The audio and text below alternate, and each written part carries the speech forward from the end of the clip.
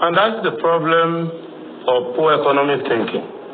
I'm sure you will remember that when the structural adjustment program was introduced in the 1980s, there was a Chief Olufalai, Secretary of the government at that time, who was saying there was no alternative to SAP. This idea that there's no alternative, the whole of the study of economics is about alternatives. But I don't blame the VP, I blame the NASG. In a democratic society, you don't become a lapdog of a government. When you invite the government of the day to your event, you also invite the alternative view, the opposition. That's how developed democracies have done it. So when the government person speaks first, then there will be a rebuttal. On the other hand, you cannot assume that you just follow the government hook, line, and sinker. So the vice president, with due respect, needs to go back to elementary economics. The whole idea of economics is to choose alternatives, to choose from alternatives, to make a choice. They made the wrong choice at the wrong time. And that is where they are suffering the consequences. And you need to understand that why I have zero sympathy for them is that, one, they were the party in power before, and they said that they will continue where President Buhari stopped.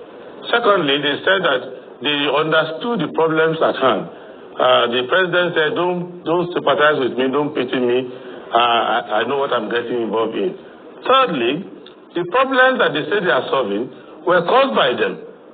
The inflation was caused by them. The rise in factor cost was caused by them.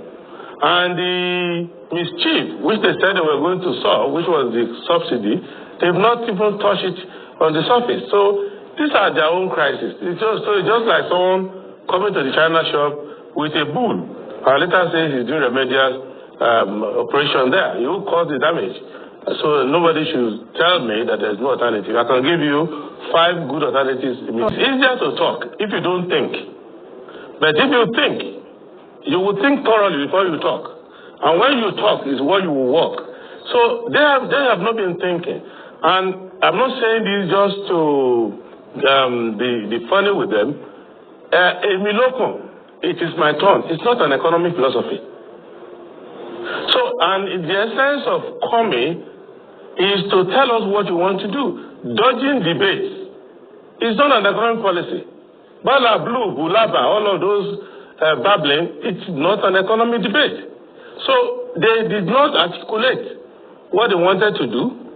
They did not understand the implications of the decision they were taking. And they do not have the executive capacity to run a neoliberal economic setting. You can run it as an alternative. That is why it is always good to be consistent. Because this Adewale Adebayo also, I'm even surprised the way this man even was speaking. I'm so shocked because immediately after Tinubu came on board, everybody was praising Tinubu. I just felt that he wanted to join he felt like joining the bandwagon. Oh, so that he would not be, left out, or he would not be the odd man out. But as things begin to go differently, and this government is being embarrassed, he's coming out again. He has been going in and out, off and on. Don't be surprised tomorrow again, this man will come and tell you another thing. But the truth must be said. The truth is always constant. There's nothing, or there's no way you want to try to twist it. It will remain constant. But those who are mischievous, they will not want to stay on the side of the truth. They always go, by the wind of the time, which is very, very unfortunate. A lot of people might not be even taking it serious because Nigerians already know the stuff they are made of. So he's talking about Emilokan. It's not a philosophy. Tinubu was dodging, was dodging debates.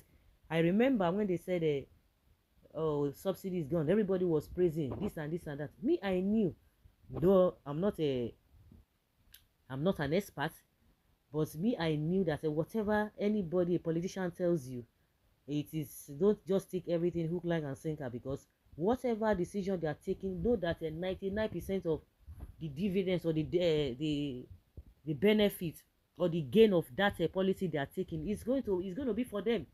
1%, even if it's going to come to the people, it's not going to come to all the people at the same time. And as at when you want it, they will just be giving you hope.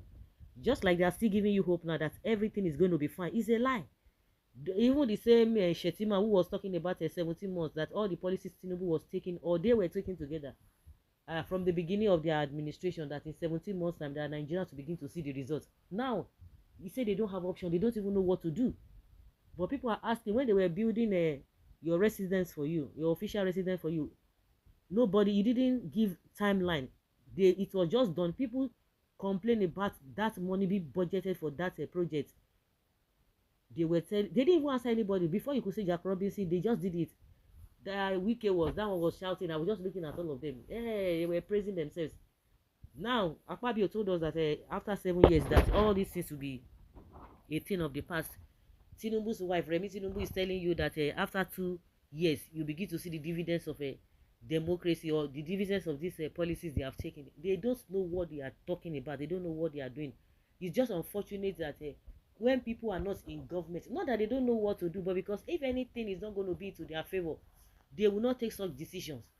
And now they have seen that Nigerians can just cope with anything, and whatever they throw at them, they will continue to be resilient. It's just unfortunate, very very unfortunate. Emilokan, even this man that is talking now, what is his name, Primate Ayodele, who was saying, oh, Emilokan is a spiritual thing, this and this and this and that, all of them are beginning to change mouth now.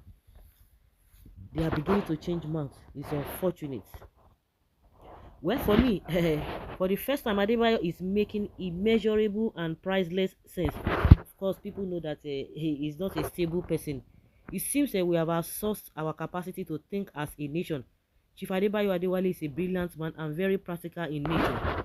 I believe he would one day lead the nation to greater heights. These are the same set of people who were vilifying Obi. I think Obi was the one who was always talking. It's like he was the only one in the wilderness, but all of them are beginning to talk. But one thing is that Obi is always consistent. This man too, this Adewale, or Adewale, whatever he calls himself, is a presidential candidate as well. He's a presidential candidate. All of a sudden, we just started seeing him tweeting, tilting to the side of Tinubu. But the thing is biting everybody hard. Forget all this, whatever they are wearing. Forget it. It's unfortunate. The thing is biting everybody so hard. I listened to one presenter on radio today. Oh my God, he was lamenting. You could see that they are feeling it. Forget that they are coming to TV stations. Of course, they will be in their best attire, but the thing is burning everybody. And the worst part of it is that they are not even bothered.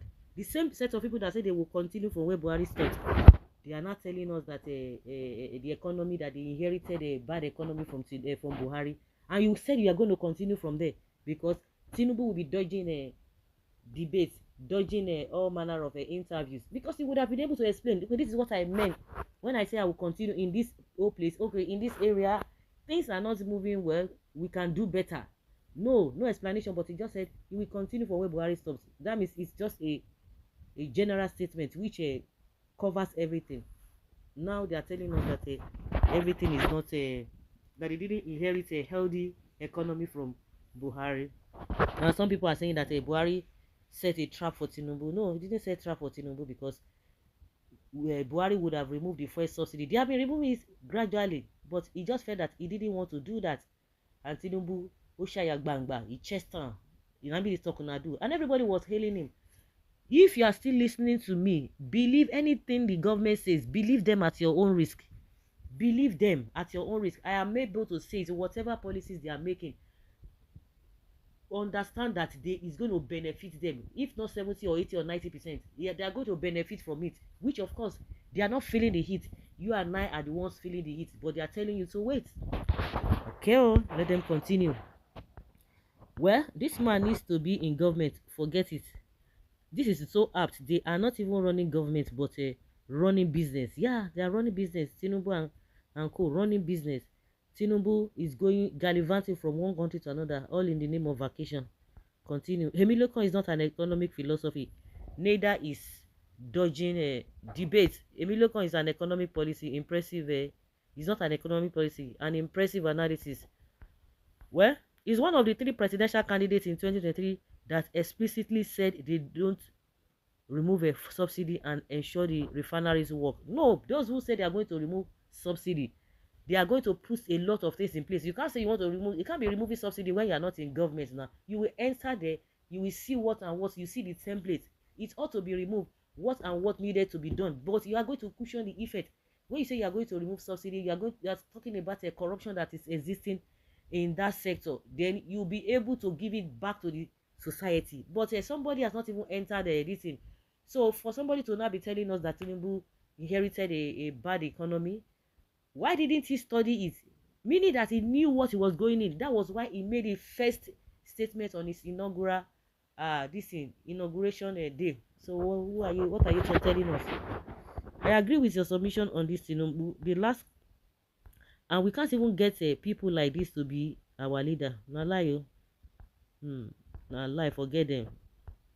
This man would not have done better. Okay, this same man was praising Tinubu to high heavens immediately before and after the inauguration of this administration. Was he trying to secure a place for himself then? It is good that his senses have returned.